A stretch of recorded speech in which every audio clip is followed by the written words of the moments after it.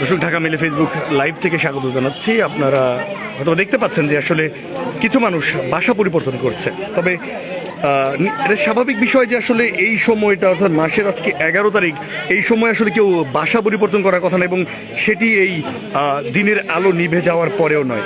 তবে আসলে এই যে পরিবারগুলোকে আপনারা এই মুহূর্তে দেখছেন যে রাজধানীর মোহাম্মদপুর থেকে বাসা পরিবর্তন করছেন, তারা কিন্তু আসলে একেবারে খুব বিপদে পড়েই বাসা পরিবর্তন করতে হচ্ছে, এবং এখানে শতাধিক পরিবার তাদের বাসা পরিবর্তন করতে এই মুহূর্তে বাধ্য হচ্ছেন।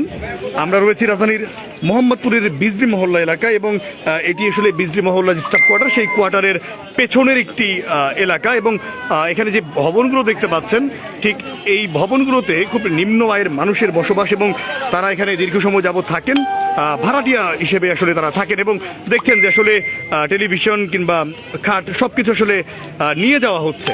তো এবং বিপুল সংখ্যক মানুষ এখানে জড়ো হয়ে আছেন। আমরা একটু জানতে চাইবো তাদের কাছে আসলে তারা এখানে হুট করে কেন আসলে বাসা পরিবর্তন করতে চাচ্ছেন, আসলে বাসা পরিবর্তন করার কারণটা কি এই সময়টায়? বাসা পরিবর্তন কারণ আমরাও জানি না, সত্যি কথা বলতে কি আমার করে কিছু বলে নাই, আর আমরাও বলতে পারতেছি না। আমরা বাড়িওয়ালার কাছ থেকে ভাড়া নিছি, বাড়িওয়ালি ভাড়া নিছি, এই পর্যন্ত এইটুকু আমরা জানি। আজকে সঠিক খবরটা আজকে জানতে পারছি যে তারা আইসা 12টা বাজে তারা আইসা বলছে, বাসা বৈশালের লোক তারা আইসা বলছে যে আপনার যার যার মাল সাবান আছে আপনারা এর ভিতরে মাল সাবান 5টার ভিতরে সরাই ফেলেন। আমরা কি করতে পারি আমরা নিজেরও বলতে পারি না।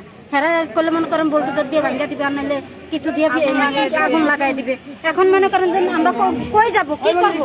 এতটুকু বাচ্চা করে নিয়ে আমাকে কি রাস্তায় যাওয়া সম্ভব? তাহলে আমরা এই দেশের নাগরিক হয়ে কি করলাম? আচ্ছা, সেই আপনি কি বাসা পেয়েছেন কিনা বাবা? আমি বাসা এখনো পাইনি, আমি এখনো বাসা পাইনি। আমি একটা তিল্লিকুটার মালও নিতে পারি না, আমি এখনো তিল্লিকুটার মালও নিতে পারি না। এই বাচ্চাটাকে এখন পর্যন্ত আমি কিছু খাওয়াইতে পারতেছি না। আমি মাল গুছাবো না, বাসা খুঁজবো না, কোনো জায়গায় যাবো না, কি করবো আমি দিশা পাচ্ছি না। আমি কোথেকে যাবো? এই যে শত শত মানুষ, এই মানুষগুলো কোথায় যায় দাঁড়াবে? আমি এইটাই খালি এদের কাছে যাই। আমরা সব বাড়াইটারা মিলে আমরা গেছি, বলছি, তারা আমাদের কোনো সিদ্ধান্ত দেয়নি। তারা একটাই বলছে দেন আপনারা কোথায় যাবেন, আপনাকে বাড়ি এলাকার কাছে আপনারা জিজ্ঞাসা করেন। একটু আপনার কাছে জানতে চাই, আপনার বয়স কত? আমার বয়স 70 হয়েছে। আমি কোনোদিন একটা বিধবা কার্ডও পাই নাই, কোনোদিন বয়স্ক ভাতা কিচ্ছু পাই নাই। কি করেন আপনি এখন, কি করেন? বাসা বাড়ি কাজ করি। আচ্ছা, এখানে কে কে থাকতেন? এই না আমার ছেলের বউ, ছেলে, নাতি, এডি। তো এখন বাসা পরিবর্তন করে কোথায় যাচ্ছেন আপনি? আমার মায়ের বাড়ির উড়ানে নিয়ে মাল রাখতে আসি, আর কই যাবো? ওখানে নিয়ে রাখতে আসি, যদি আগুন লাগাই যায় সেই মাল, এত কষ্টের মাল কই পাবো আমরা? বাসা বাড়ি কাজ করে এই বয়সে কাম করে খাই, অন্তরে কিছু পেলে। আমার স্বামী আজকে 40 বছর মারা গেছে, আমার এই পোলা ঠিয়া গেছে এতটুক। কাজ করে খাওয়ায় 3টা মাইয়া, একটা ছেলে মানুষ হচ্ছে, 3টা মাইয়া বিয়া দিয়ে দিচ্ছে, ছেলে নিয়ে আমি থাকি। আমার ছেলেটারও কাজ চাকরি নাই, একটা অটো 2-3 জনের চালায়। দর্শক, 70 বছর বয়সী এক নারীর আসলে কথা শুনছিলাম, যিনি আসলে এই মুহূর্তে ব্যাপক বিপদগ্রস্ত এই মুহূর্তে, এবং আমরা এখানকার আরো বাসিন্দাদের সঙ্গে কথা বলতে চাই। ভাই, বাসা পরিবর্তন করার কারণটা কি, এবং আপনাদেরকে কারা বলে গেল যে বাসা পরিবর্তন করতে হবে? এটা আপনাদের এই বাসা বৈশালের তারা জামাত ইসলামের একটা লোক, তারা মানে ছাত্ররা মিল্লা একটা মিছিল নিয়ে আসছে। মিছিল নিয়ে আসার পরে এরা বলছে যে আজকের ভিতরে জায়গা খালি করতে হবে, না হলে কালকে কি হয় এরা কিছু বলতে পারবে না। আচ্ছা, তো এখন আপনার বাসা কি পেয়েছেন কিনা? না, আমরা অনেকে বাসা পাই না, এখন বর্তমানে মাল ছাউনা নিয়ে রাস্তায় আসছি। কেন আমাদের মাল ছাউনা তো বাঁচাইতে হবে, আমরা মাল ছাউনা বাঁচাইতে গিয়ে আমরা রাস্তায় আমরা আসি, কিন্তু আমরা বাসা কেউ পাইছে কেউ পাই না। মানে আমরা আজকে রাতে কি হয় এমন আমার কোনো ইয়ে নাই। তাহলে আমরা কি মাল ছাউনা আরামো? এত কষ্ট করে পরিশ্রম করে কাজ করে কিছু মাল ছাউনা জোড়াইলাম, এগুলো তো হারাম আমাকে ইয়া লাগবে, এই কারণে আমরা মাল ছাউনা নিয়ে রাস্তা করে আসছি। আপনার এই বাসাতে কতজন ভাড়াটিয়া ছিলেন? এটাতে প্রায় 25টা রুম, তো আপনার 200-250 লোক। আচ্ছা আপু, একটু জানতে চাই আপনার কাছে যে আপনি আসলে যে বাসা পরিবর্তন করছেন সেটা বাসা পেয়েছেন কিনা, কিংবা আগামীকাল বা আজ রাতে আসলে কোথায় অবস্থান করবেন? রাস্তায় হুমকি দিয়েছে, তাহলে তো রাস্তায় থাকতে হবে, রাস্তা ছাড়া বাসা হবে। সেক্ষেত্রে আপনাদের বাড়িওয়ালার সঙ্গে আপনারা যোগাযোগ করেছেন কিনা? বাড়িওয়ালা তো দাঁড়িয়ে আছে, বাড়িওয়ালা কথা বলে না, বাড়িওয়ালারও হেগুলোও কথা বলে না। আপনার জায়গাটা যখন হেরা খাইতে আছে, আপনারা বাড়িওয়ালার লগে সালেন্ডার করেন, আর বাড়িওয়ালারা হেগো ধরে যাও। আমার ঘরে কই এত লাভ না, আমি বলছি ভাড়া দিতে আমরা থাকবো, নইলে আমরা জামুগা। আমার ঘরে হুমকি দেয়, আমরা আয়া আম ঘরে এটি বাইর করে দেন, না হইলে আজকে রাইতের মধ্যে অনেক কিছু হয়ে যাবে। এটা কি দেশ গ্রাম হইলে একজনের আরশোতে বিপদে পড়লেন ঢাকা শহরকে হে কারো দিব আর হেরাত যেই কারণ হুমকি দিচ্ছেন আমরা রাস্তায় থাকতো আমাকে সেনা পোলা হয় না ছোট ছোট পোলা হয় না এই পোলা হইলে রাস্তা ফুটফাতে থাকতে হবে এছাড়া আর কোনো উপায় নেই। দর্শক আসলে বিপুল সংখ্যক মানুষের বসবাস এই জায়গাটিতে, শতাধিক পরিবার এখানে ছিলেন এবং সেই শতাধিক পরিবারে আসলে সহস্রাধিক মানুষের বসবাস এবং প্রত্যেককেই কিন্তু আজকে এই রাতের মধ্যে বাসা পরিবর্তন করতে হচ্ছে। তবে অনেকেই বাসা পাননি বলে আসলে জানিয়েছেন। আমি যদি একটু পরিষ্কারভাবে বলতে চাই যে আসলে এখানে জমি সংক্রান্ত যে মালিকানার রোশানল, সেই রোশানলে পড়তে হয়েছে এই এলাকার ঠিক আমার বাঁদিকে যে অংশটি দেখতে পাচ্ছেন এই অংশের মোট 9টি ভবনকে, এবং এর মধ্যে একটি ভবনে 20টি পরিবার, একটি ভবনে দুটি ভবনে 52টি, আরেকটি ভবনে 24টি, আরেকটি ভবনে 34, একটি ভবনে 23টি এবং আরও একটি ভবনে 12টি পরিবারের আসলে বসবাস ছিল এবং সর্বমোট শতাধিক পরিবারের বসবাস। এবং আপনারা দেখতে পাচ্ছেন যে যতগুলো ভবন এই জায়গাতে দেখা যাচ্ছে প্রত্যেকটা ভবন থেকেই কিন্তু ভাড়াটিয়ারা চলে যাচ্ছেন এবং এগুলো একতলা দোতলা দৃশ্যমান ভবন হলেও এই জায়গাগুলোতে আসলে বসবাস ছিল খুবই নিম্ন আয়ের মানুষ যারা, তাদের এবং যারা আসলে দিন আনেন দিন খান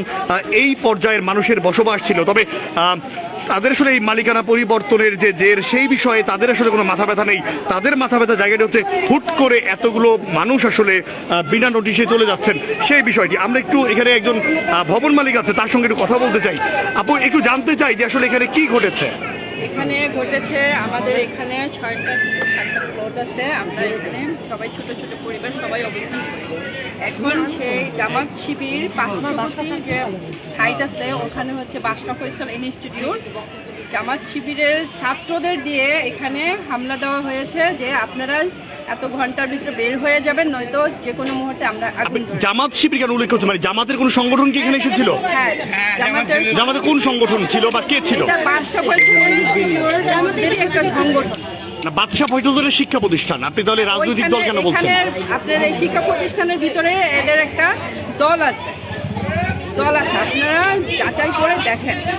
মানে বাদশা ফয়সাল ইনস্টিটিউট থেকে শিক্ষার্থীরা এবং শিক্ষকরা এসেছিল এমন কিছু কি?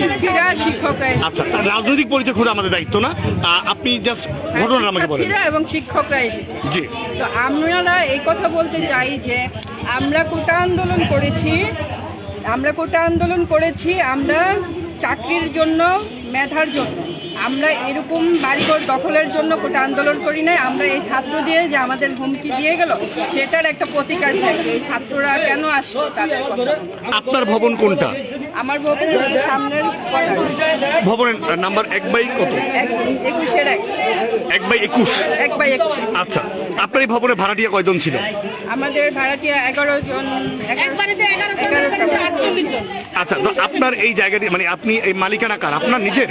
হ্যাঁ। তাহলে খালি করতে তারা কেন বলছে? কেন বলছে? তারা দাবি করতেছে এই জায়গা বাদশা ফয়সাল ইনস্টিটিউট দাবি করতেছে। আচ্ছা, তাই আপনার এই যে আপনার যে ভাড়াটিয়া যারা আছে এখানে, আমরা দেখছি প্রচুর পরিমাণ ভাড়াটিয়া, তো তারা আসলে আজ রাতে কোথায় থাকবে বা তাদের জন্য কি ব্যবস্থা? দেখুন, আমরা প্রত্যেকজন বাড়িওয়ালা, আমাদের সাথে কোটে আন্দোলন করব। আমাদের সাথে আন্দোলন তো সাধারণ জনগণের সাথে না।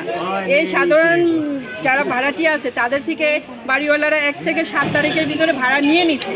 কেউ গরিব, কেউ রিক্সাওয়ালা, কেউ ভ্যান চালক, কেউ ফেরিওয়ালা, কেউ পিঠা বানায়, কেউ কিছু না কিছু ছোট ছোট বাড়ি ভাড়া দিয়ে আছে।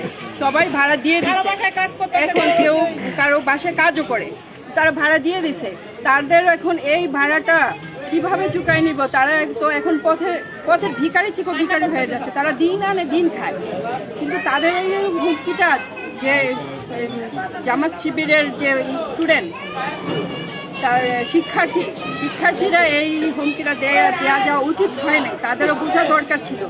আমাদের এখানে অনেক স্টুডেন্ট আছে, অনেক বাচ্চারা আছে এই ইনস্টিটিউটেই পড়াশোনা করে, অনেক বাচ্চা আছে এই ইনস্টিটিউটেই পড়াশোনা করে। আমরা যারা মধ্যবিত্ত আছি সবাই এই ইনস্টিটিউটেই পড়াশোনা করি। তাই বলে আমাদের এইটাই দাবি যে আমরা চাই আমাদের জায়গা আমাদের বহল থাকুক, আমাদের বাড়ি আমাদের বহল থাকুক।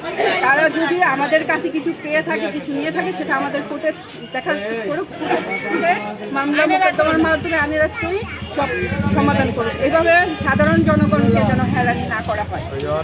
দর্শক, আমরা শুনছিলাম যে এখানকার একজন ভবন মালিক, তিনি আসলে জানাচ্ছিলেন যে এখানকার এখানকার সামগ্রিক পরিবেশ এবং পরিস্থিতি, এবং দেখছেন যে আসলে সরু গলি এবং সেই সরু গলিতে কিন্তু বিপুল সংখ্যক মানুষের অবস্থান, এবং যাদেরকে এখানে দেখা যাচ্ছে তারা এই স্থানীয় যে ভবনগুলো যেগুলো আসলে খালি করতে হচ্ছে এই মুহূর্তে, সেই ভবনেরই আসলে বাসিন্দা। আমরা একটু সামনের দিকে এগিয়ে যেতে চাই, দেখছি আসলে প্রত্যেকেই তার যে জিনিসপত্র নিরাপদ স্থানে সরিয়ে নেওয়ার চেষ্টা করছেন। আমরা এই বিষয়টি সম্পর্কে আরও জানার চেষ্টা করেছিলাম, এবং এখন পর্যন্ত সূত্র মতে আমরা যে তথ্যগুলো পেয়েছি, এখানকার যিনি সাবেক কাউন্সিলর ছিলেন এই ঢাকা উত্তর সিটি কর্পোরেশনের 29 নম্বর ওয়ার্ডের, তার একটি ভবন রয়েছে, এই আপনারা যে ভবনটি দেখতে পাচ্ছেন এটি, তিনি আসলে এই ভবনটি নির্মাণ করেছিলেন এবং মালিকানাও বলেন তার, কিন্তু সেই ভবনটি আসলে অবৈধভাবে নির্মাণ করা হয়েছে এই মর্মে আসলে বাদশা ফয়সাল ইনস্টিটিউট, সেই ইনস্টিটিউটের শিক্ষার্থীরা দাবি করছেন যে আসলে এই পাশের যে জায়গাগুলো এগুলো তার। তবে এই জায়গাটি নিয়ে আসলে এখনো পর্যন্ত আইনি জটিলতা রয়েছে বলে আসলে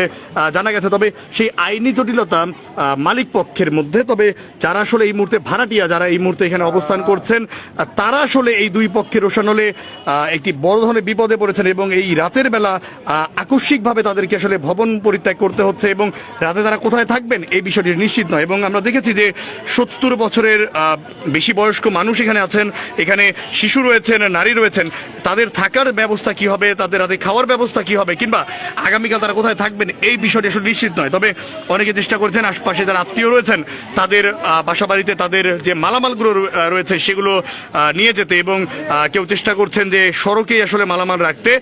তবে এই আকস্মিক বিপদে পড়ে তারা আসলে বেশি মানে ভয়ার্ত হয়ে পড়েছেন, কারণ তারা এখানে আশঙ্কা করছেন আগামীকাল এখানে যে কোনো ধরনের অপ্রীতিকর ঘটনা ঘটতে পারে। এই জন্য সরকারে যারা রয়েছেন এবং আইন শৃঙ্খলা বাহিনীর সদস্য যারা রয়েছেন তাদের সহযোগিতা চেয়েছেন এখানকার বাসিন্দারা।